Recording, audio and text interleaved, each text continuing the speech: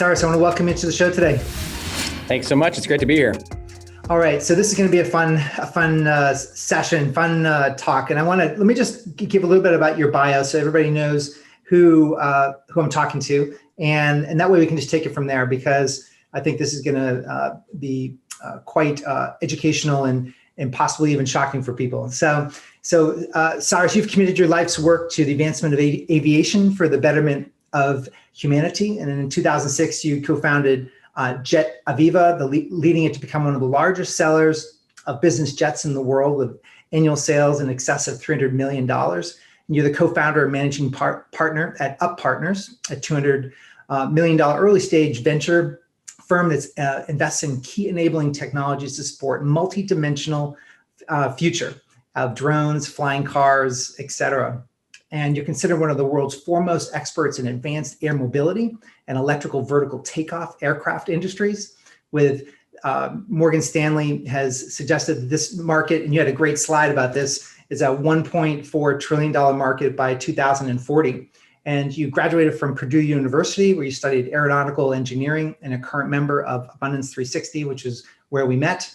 And I have a particular, I know you said that you, on your bio, you kayaked 277 miles in the Grand Canyon, and you like long distance endurance races like the Ironmans, which I'm also have been heavily involved in.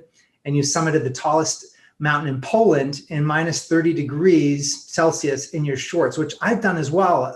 I've been to a mountain in Poland. Do you remember was it Mount Chesnia? It was Mount Snezka. Did you do the Wim Hof course? Yes, I did the Wim Hof. Far out. So you've done Wim Hof too? I did the Poland course, and I did the Iceland course with Casper. I'm not sure if Casper was involved with your group. He was one of the trainers. He wasn't the trainer when I went out to my session, but it's the trainer that partnered with Wim that I forget his name, but he was from the Netherlands. And then it said, and also you rode the back of a 1,200 pound grizzly bear. I have ridden the back of a 1,200 pound grizzly bear. That is actually true. Really? Tell me about that. And then we'll go back to the mountain in your shorts. Yeah. Look, everybody kind of gets a fascination with different things in the world to go challenge. And I fell in love with grizzly bears probably 10 years ago. I just thought they're the most fascinating animals.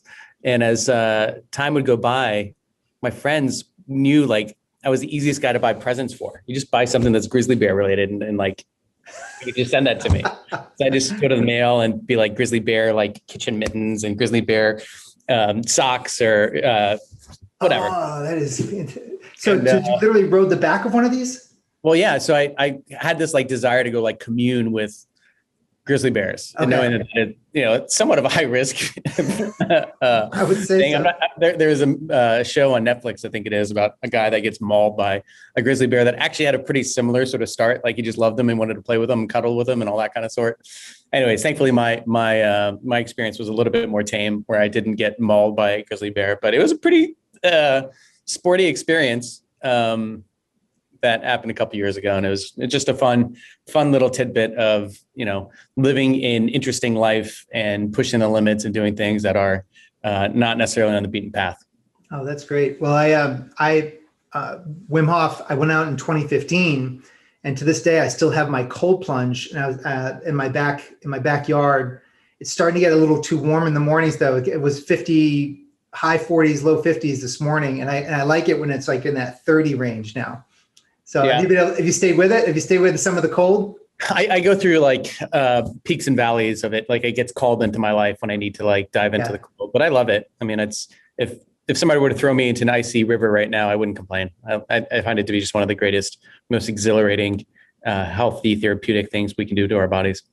Yeah, I found the same thing, and it's been consistent through the years. But I find it that with the breathing that he teaches, I found has been very, very powerful. So. Yeah, and I just realized I'm wearing my grizzly bear. That's great. So was this in the wild, or was it? It was in a. It was out in the sanctuary? Wild, but it was a bear that was controlled by an individual. So it wasn't just a wild grizzly bear that I just lassoed and jumped on the back of. That's takes some serious courage and bravery to do that. Holy moly! So talk about let's talk about you talked to us about advanced air mobility and sort of the future of where we are with flight today. And I think you've been flying since you've been really young, if I'm not mistaken, like teenager, correct? Yeah, I started flying when I was 11 years old, so that's just about 3 decades worth of aviation in my life so far. And so you're rated through not just kind of Cessna propeller planes, but multi-engine plus jet, correct? All the way up through airliners? Yeah, everything from small little single engine airplanes to Boeing 747 and helicopters and gliders and seaplanes, and was an instructor in a bunch of different jets as well through my aviating career. And it's been an awesome way to commune with nature. I find actually aviation to be one of the most unique ways to connect with nature, because you get this really interesting perspective, and particularly with helicopters, where you can be 100 feet through canyons and ravines and rivers and mountains and deserts and whatnot to explore. So I love being outdoors, but aviation actually gives me one of the best ways to be outdoors. Yeah, one of the first time when I first in my 20s, I started working about mid-20s with a guy that owned a small technology company. This is when I got kind of my genesis in the tech world. And he flew a Cessna from Washington D.C. area down to the Richmond. And so I was there and we were making that flight with him. And then we got there, had the meeting, came home. As we're taking off, this jet, this military jet, just comes screaming in front of us. And he had given me the controls at that time. And I still remember, I just had some really profound experiences with him, with that jet coming across. And then we flew into New York one time, and we were in the flight path into LaGuardia with these huge jets. We had this little tiny Cessna that was coming in between these big airliners. And you just never felt so small, but it was a thrilling experience. And I'm not a pilot, but he was an avid pilot. And I just, even as a passenger, you just sort of got a chance to see it from a different perspective. Yeah, aviation definitely gives adventures and experiences, that's for sure.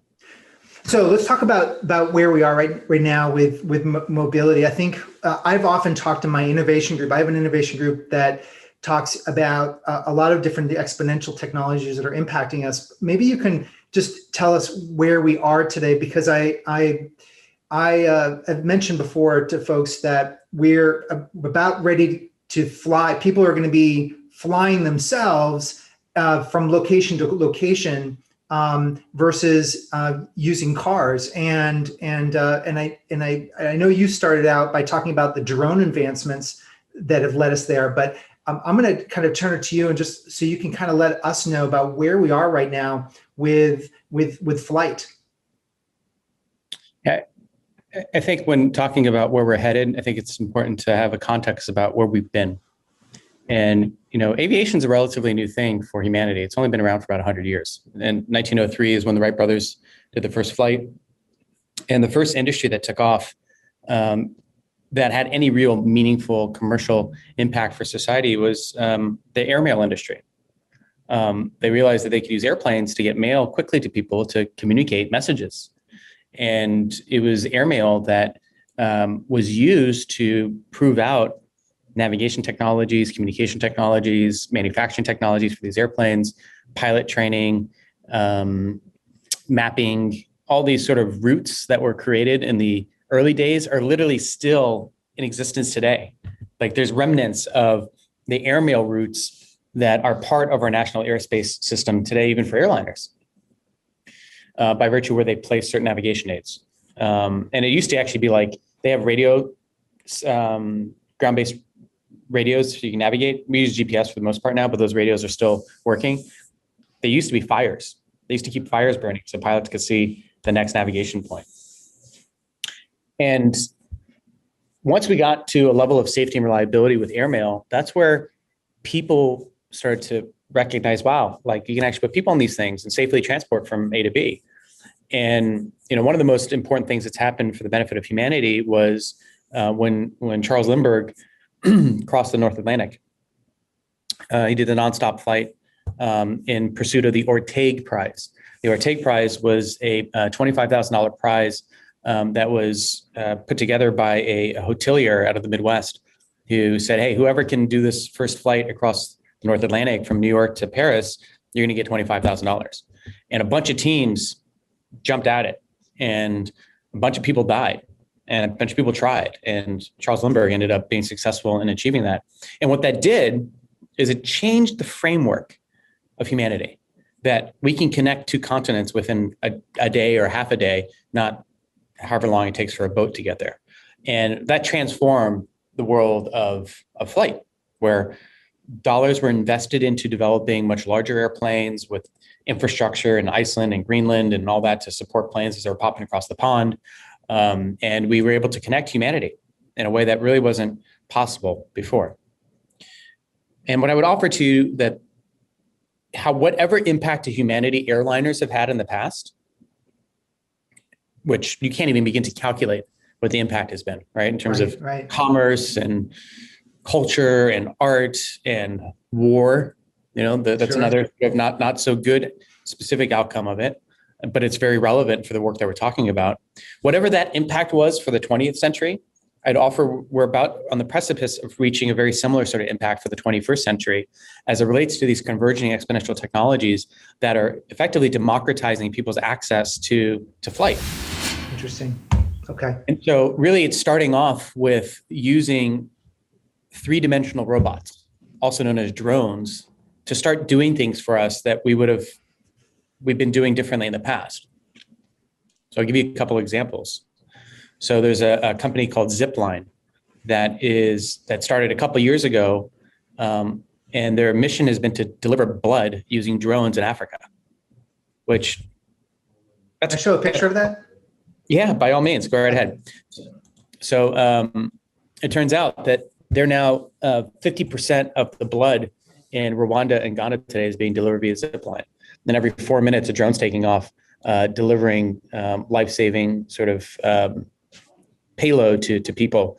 And in one day they did, not too long ago, about 26,000 kilometers of flying, which is the equivalent of halfway around the world. So they have 25 million people today in Rwanda and Ghana today. They didn't have quick, fast, easy access to blood that you can get within a 1 hour iPhone request. And the number one request for blood is women that were giving birth that didn't have access to blood.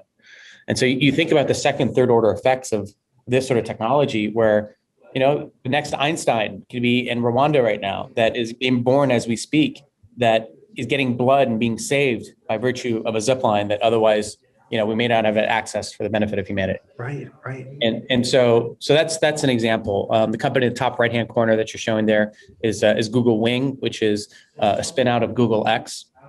And that's their drone delivery service where, they are partnering with retailers to get their products quickly from the store to consumers. And last year they did 100,000 delivery flights. This upcoming year they'll do 500,000 delivery flights. And they're operating in Scandinavia, Virginia, and Australia.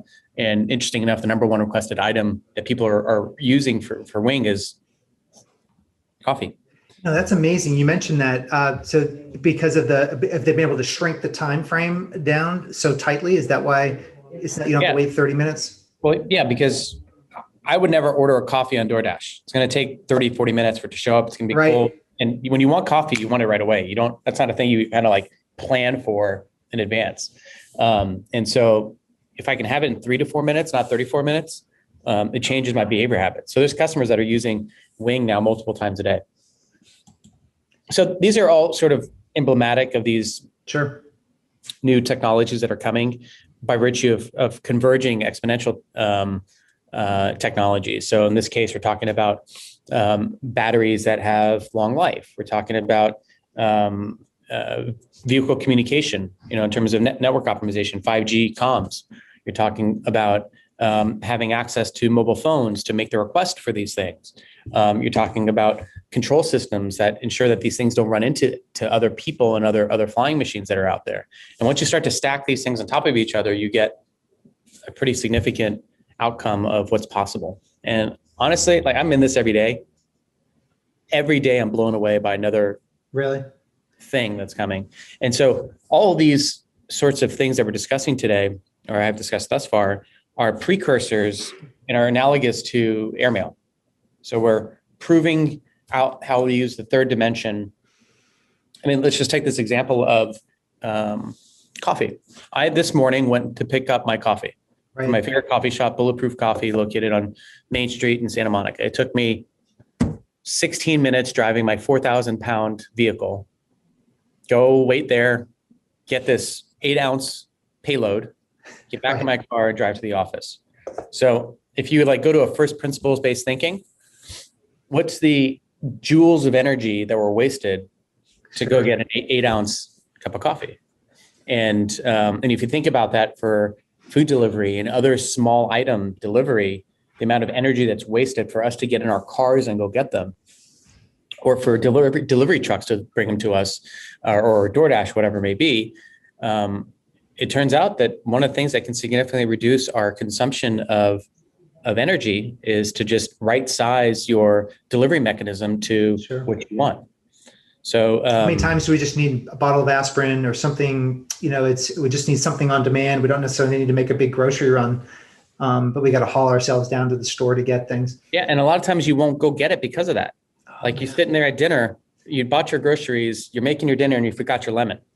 Right. You're like, I'm not going to get back in my car and go get that lemon, but the lemon's going to make the lemon meringue pie or whatever, right? Right. And if I can have it in 4 minutes, which is a thing, that's how quick this stuff has the capacity to be. Because if you think about, we're investors in a company called Aerial Loop, which is launched in Quito, Ecuador, where they have these communities that are outside the edge of Quito. And so Quito is very populated. There's a lot of stores. And then the edge as the crow flies is not particularly far, relatively short distance, but the ground infrastructure is very poor, be it for traffic or mountains or whatever it may be. And so it could take like an hour and a half for a delivery driver to get food to up there, the people in that community. Well, what Aerial Loop is doing is they're setting up 2 drone airports, one in the city center and one in that little community. And you get on the Rappi food app, Rappi is the DoorDash of South America, and you say, I want a pesto burger from the best pesto burger shop. A little motorbike driver drives, picks up the food, takes it to the drone port, it gets stuck on the bottom of the drone, it flies 7 minutes, it lands, and another motorbike driver picks it up and delivers it to the customer. That's cool, right? Like, yeah, that is cool. You make it, so you're expanding the throughput of goods, you're expanding commerce, it's creating new jobs that otherwise may not have been available, and you're starting to expand your thinking into the third dimension. And I think right now a lot of people don't consider the third dimension as a plane to play with. And by plane, I mean like a physics plane. So like 10 years ago when I bought my first drone and I was playing around with it, like if it got pretty close to out of line of sight, I could just barely see it as a little dot. It was really difficult to manage it because you had to kind of manage the horizontal. You couldn't gauge it. You couldn't extend your brain out to it. But it seems like there's been some improvements now in the ability for these objects to self-balance in the air. And so it takes the human error out. Is that part of this with the improvements of the ability to kind of see that the object is aware of itself in space? Yeah. So this doesn't work with any human involvement at all. Okay. Like, people are out of the loop. Like, the technology is there to make this totally digital and totally automated. And the best way to think about it is what you were describing and flying your drone there is how telephone operators used to be in the old day. You go ring, ring, connect me to, like this kind of. And what if you have the scale of telephones that we have today? That person would have to go choose 4 billion slots to put the little thing in, right? It just wouldn't work. But when you digitize it and you automate it and you let the computers do the hard work, there's going to be some telephone operators that lose their jobs. But how many Uber drivers got their jobs because of the technology? And so I think there's a similar sort of thing. And as a 30-year aviator in jets and helicopters and seaplanes and gliders, trust me, I love flying. But not everybody has 30 years to invest into becoming an aviator. And it's bloody expensive and it takes a lot of time and it's dangerous. But if it was simple and easy for people to access by virtue of using some of these exponential technologies, particularly as it relates to control, where you can just get in and fly it as easy as a drone is flown, or just Sure. simply where you want to go and it goes there for you. The benefit for humanity is very difficult to extrapolate. I'll give you another example. Stop. I encourage people to keep the Jetsons mindset as like that's where we want to go. It's gonna be a long time before we get there. But there's a lot of incremental steps that we can use on our pathway. So first is this like delivering things in the sky. Okay, it's a pretty simple thing to understand. There's some big problems to solve: noise and airspace management, and making sure that things don't run into each other like other airplanes. We can do all those things. The technology is here today. Okay. There's public perception. Noise is a really big deal. Like as these things get bigger and bigger, like I hate the sound of drones.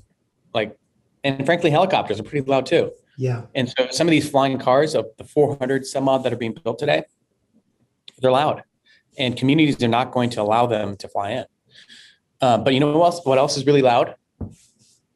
Is a fire truck siren, and an ambulance siren. Yeah.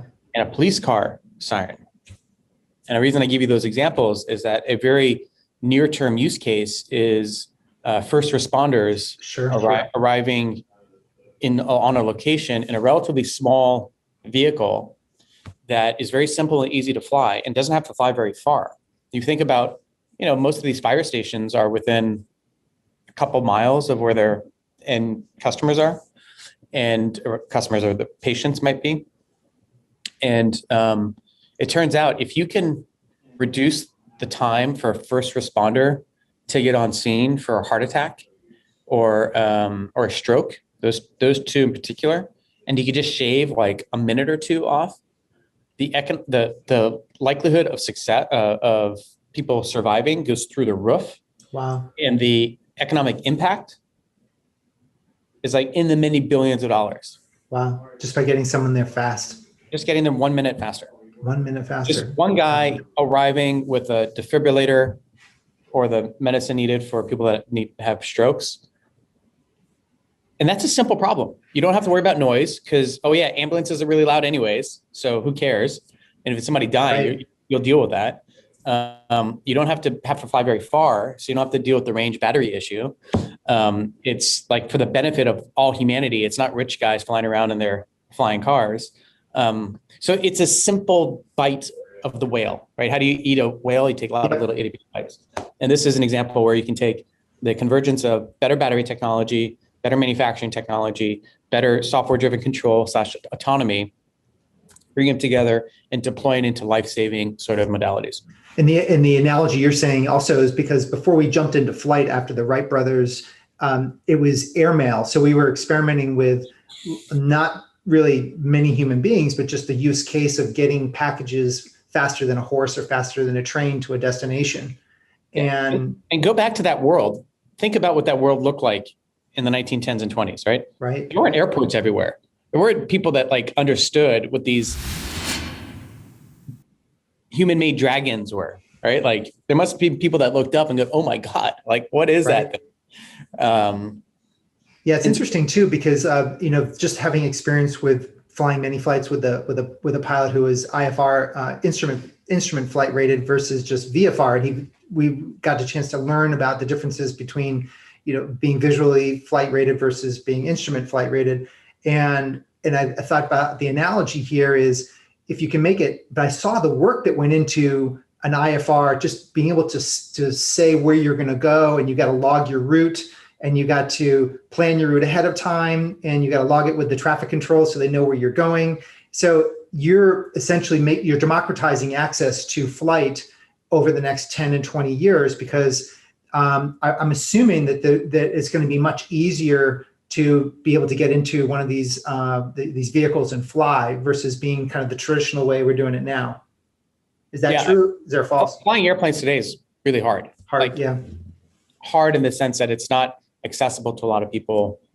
It's expensive. Like those are the two characters, and you got to put in a lot of time to do it. But I think it's going to get really easy. I think it's going to become really cheap. Okay. Start going into much simpler battery-powered airplanes, particularly for primary basic training, where you're talking about $25 an hour to operate, not $250 an hour to operate. Sure. rough order of magnitude. And I think you're going to get into control systems that make these things really hard to crash. It's not hard to crash an airplane. But there's drones right now that have technology in them that have a no crash guarantee. If it crashes, they'll send you a brand new one. Because they've built backups into these rotors, right? So if one fails, then it doesn't mean the whole thing comes down because it's balancing itself out. That's certainly one. Yeah, the one company in particular, Skydio, it's got four rotors. If one dies, it'll still fly. Not only will it fly, it'll still follow you autonomously. Okay. And the impact for humanity, just to cycle back to that, because that was one of your big motivators, is, did I hear you correctly state that 20% of human beings have been in a plane before, of the whole world population? Yeah, let me invert that a bit. 80% of humanity has never been in the air. 80%. Yeah, you and I, and perhaps most of us in the developed world have. Yeah. That's probably a higher percentage developed world, but the world's a big place. Yeah. And think about how much travel and having access to mobility has affected you and your personal business and your life and your experiences and that of your listeners. And there's a significant amount of humanity that is never going to get to where we are if technology doesn't change. And I think as we think about what happened with cell phones, right? There was only a very small subset of humanity that had the big bricks. It was the Wall Street guys and the lawyers and the doctors that had the big fancy Zach Morris cell phones, right? Remember those on your hip? But now almost every person on the planet has a cell phone, and that access to communication and information is a democratizer for humanity. And I see where we're headed as kind of the second internet. Okay. The World Wide Web democratized data and knowledge and pushing data across the world. Yep. And then I see this new wave of mobility democratizing the movement of matter. So it's the internet of matter versus the internet of data. And my thesis is that it's going to be better for the world. So what's the timeframes we're looking at? I know we've talked I've heard you talk about 20-year timeframes. What can people expect over 10 versus the next 10 versus the next 10? And in your kind of the way you're seeing the technology rolling out now? I'd be surprised that in 5 years, if every one of your listeners doesn't order their Walmart packages or Amazon packages from their phone, and it's delivered as an option through the sky. As an option. Maybe if you're paying a premium for it, but that's going to change our lives. Like, you might be on a mountain bike out in the mountains and your tire blows and you don't have another tire. Yep. That's a real thing. That's a real thing. Or you might need a rattlesnake vaccine. Right? Like, powerful. If you don't get a rattlesnake vaccine within a very short period of time. How about a bear spray? How about like a grizzly bear spray? Grizzly bear spray, yeah. But these are the sorts of things that can, that are already things people are dealing with with Zipline, as I shared with you. Yep, Zipline, and then one of those pictures that you had on the bottom right was literally the mountain. Like, when I'm riding in the woods on the weekends, we had someone just lose a pedal. Like, the pedal just sheared off. And so your example of taking those drones right into the woods and being able to navigate and deliver a pedal, that's because you're like 5 miles from nobody. So it's a hyper use case, but certainly people can extrapolate that out. If you can do it for someone's in the middle of a forest, anything else is simpler. That's right. So I think that's like the most near-term thing people can get access to and wrap their heads around. I think security is another one. Building security, where now you've got drones, and for law enforcement in general. There's a new world of drones that are hitting police departments that kind of make helicopters and K9s irrelevant. Interesting. Okay. K9s a lot of time are used to chase after people on the ground. Helicopters are used to chase things that go longer distance and to provide surveillance. And K9s also have the, take somebody down perspective, right? Sure. that's not a very difficult thing to do if you arm some of these drones with the right sort of tasers and other sort of offensive measures. Which now we get into a little bit of the things that are realities of these technologies being used for both for war and then for other sorts of form of security measures. So this is an area we, as humanity, we're going to have to deal with, and it's going to change, and it's going to be scary as we kind of figure out how to deal with it from an emotional, psychological perspective.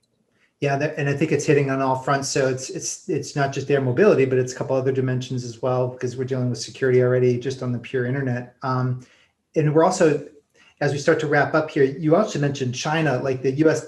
State Department has said that this advanced air mobility is a big focus moving forward, and we're on par. Some things we're not on par with China with right now.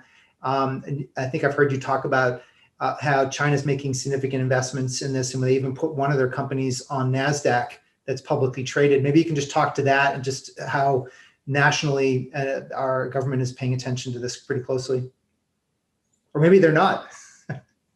I think they are. One of the geopolitical economic advantages the West has had over the East is Boeing and Airbus. Right. And the East and pretty much the whole world has been forced to buy one of those two airplanes. You're either buying an Airbus or you're buying a Boeing. And China has tried to build an indigenous airliner business, and they will get there, but it's going to take a long time before the Chinese airlines are going 100% to their indigenous product that hasn't had a lot of time, experience, safety, sort of brand value for. And that's driven a tremendous amount of commerce to the US by virtue of this sort of dynamic. Sure. And to the West in general. Well, this new world, we're starting off from the same place. And actually, we're starting off a little bit behind China in some respects, because all drone manufacturing and technology and motors and batteries and cell phones, everything's built over there for the most part. So they have a supply chain benefit. They've got a cultural benefit. They've got a geopolitical benefit to stay really competitive in this new world of using the sky in different ways. And so the US government recognizes that and says, hey, we're not going to fall behind. And if we've fallen by, we're gonna catch up. And the way we're going to do that is by investing non-dilutive dollars side by side with these companies in this space to provide, a head start.